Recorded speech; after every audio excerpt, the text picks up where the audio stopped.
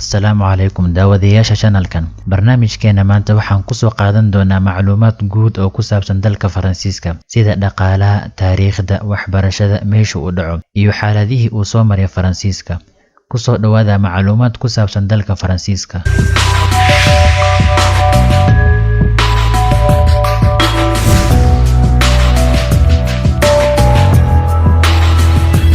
France waa wadan ku yaala galbeedka qaaradda Yurub. Magaca rasmiga ah ee loo yaqaan waa Jamhuuriyadda France. Faransiisku wuxuu xuduud la wadaagaa 8 wadan: Spain, Jarmalka, Luxembourg, Switzerland, Talyaaniga, Andorra, Monaco iyo Belgium. Faransiisku waa jamhuuriyad madaxweyne ah. Wuxuu ka mid yahay wadamadii aasaasay Midowga Yurub iyo Qaramada Midoobay. Waana wadanka ugu weyn Midowga Yurub. Badka guud ee Faransiisku waa 643,000 kiiloomitir oo square ah. Tirada dadka ku nool Faransiisku waxay gaarayaan 67 milyan.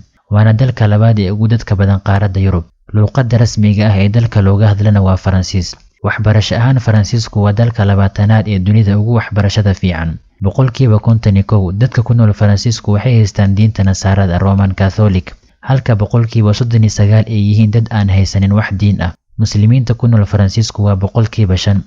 Faransiisku wuxuu u kala qaybsamaa 26 gobol. Goboladaas waxaa ka mid ah kuwa ka baxsan Yurub, sida Guyaanta Faransiiska oo ku taala Koonfurta Ameerika. Magaalada ugu weyn Faransiiska waa Paris, waana midda ugu dadka badan. Waxaa magaalada Paris ku nool 2 milyan oo qof. Marseille waa magaalada labaad ee ugu weyn dalka iyo tan labaad ee ugu dadka badan. Waxaa ku nool 800,000 oo qof, waana caasimadda labaad ee wadanka. Faransiisku wuxuu leeyahay magaalooyin waaweyn, waxaana ugu dad badan ugu waaweyn magaalooyinkan soo socdo. Paris waxaa ku nool 2 milyan oo qof. Waxaa ku soo xigta Marseille oo ay ku nool yihiin 800,000 oo qof. Lyon 400,000 oo qof. Haddii aan fiirino dhanka taariikhda, dhulka Faransiisku waa dhulkii ay qabsadeen qabaa'il lagu magacaabi jiray Guyaal oo asal ahaan ka soo jeeday gobolka maanta loo yaqaan Catalonia ee dhacay Spain, waxayna in muddo ah haysteen Faransiiska. Sanadkii 101 waxaa Faransiiska qabsaday boqortooyadii Roomaanka, iyagoo meesha kala wareegay qabiilka Guyaal ee markaas Faransiiska haystay. Xukunka Roomaaniyiinta ee Faransiiska wuxuu jiray 500 sano. Wuxuu soo bilowday sanadku markuu ahaa 101 ilaa 501 miilaadi, intii u dhaxaysay 1337 ilaa 1453. Faransiisku wuxuu lugta kula jiray dagaalkii la magac baxay 100 Years' War ama dagaalkii 100 sano. Dagaalkan wuxuu u dhaxeeyay boqortooyada Ingiriiska iyo Faransiiska. 100 Years' War wuxuu ahaa dagaal taxane ah oo sanado badan socday.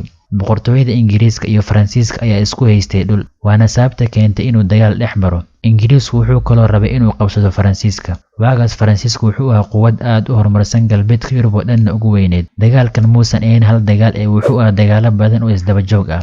Dagaalkan wuxuu socday 116 sannadood, 4 bil iyo 3 wiig, waana dagaalkii ugu waqtiga dheeraa ee taariikhda dunida lagu hayo. 28 Juun sanadkii 1914 waxaa qaaradda Yurub ka holcay dagaalkii koobaad ee dunida. Dagaalkan wuxuu ku bilowday kadib markii boqortooyada Austro-Hungaria ku duushay Serbia, isla markaana wadamada Jarmalka iyo boqortooyada Cusmaaniyiintana la safteen Austro-Hungaria. Faransiisku wuxuu ka mid ahaa wadamada guusha ka gaaray dagaalkan, maadaama horey uu Jarmalku uga haystay dhul. Haddana waxa uu suura gashay inuu dhulkii laga haystay soo ceshto. Inkastoo Faransiisku ka mid ah wadamada guusha ka gaaray dagaalkan, haddana waxa ugu dhintay 1 milyan oo ciidankiisa ah. Sanado yar kadib waxaa mar kale qaaradda Yurub ka bilowday dagaal aan waxba la isku reebanin. Dagaal ay dad badani ku halaagsameen. Dagaal markii ugu horeysay la isku adeegsaday hubka nuclear-ka, waana dagaal weynihii labaad ee dunida. Faransiisku wuxuu ka mid ah wadamada sida xun ugu baaba'ay dagaalkan. Hitler markuu qabsaday Faransiiska wuxuu burburiyay dhaqaalo tiro badan, warshado iyo sidoo kale awoodda ciidan ee Faransiiska. Dad badan oo Faransiis ayaa dagaalkan ku dhintay.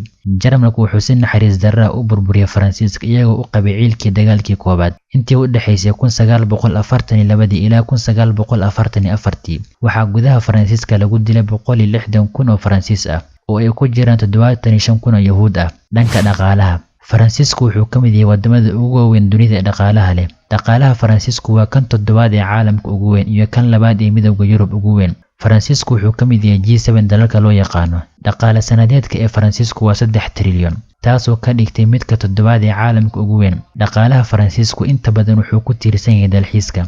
Sanadkii Faransiiska waxaa booqdaan 83 milyan oo qof, waxayna ka horeysaa wadamada Mareykanka iyo China, waana wadanka loogu dalxiiska badan yahay caalamka.